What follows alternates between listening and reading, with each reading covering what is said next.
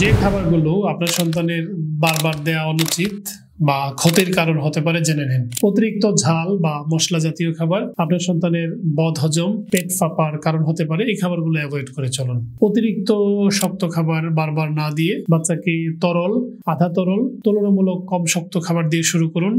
ধীরে ধীরে বাড়ন্ত বাচ্চা বড় হলে শক্ত খাবার নিতে পারে। একই খাবার আপনার বাচ্চাকে বারবার দিবেন না, এতে একঘেয়েমি আসে খাবারে, বাচ্চার খাবারে অরুচি ডেভেলপ করে, একই পুষ্টি অনেক বেশি হয়, অন্যান্য পুষ্টির চাহিদা ঘাটতি হয়।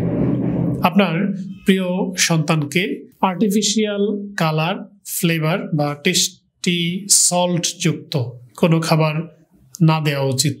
এটি আপনার বাচ্চার ন্যাচারাল টেস্ট যুক্ত খাবারে অরুচি ঘটাতে পারে। আপনার প্রিয় সন্তানের দীর্ঘমেয়াদী খাবারে অরুচি হতে পারে। আপনার প্রিয় সন্তানকে 2 বছরের পূর্ণ হওয়ার আগে গরুর দুধ কম কম দিয়ে দেখতে পারেন। অতিরিক্ত অ্যালার্জি বা অ্যাজমা জাতীয় সমস্যা থাকলে গরুর দুধ অ্যাভয়েড করুন। আপনার প্রিয় সন্তানকে চেষ্টা করুন একবারে অনেক খাবার না দিতে। 3-4-5 বারের খাবার প্রয়োজনে 7-8 বার, 2-3 বার বেশি করে অল্প অল্প করে খাবার দেন।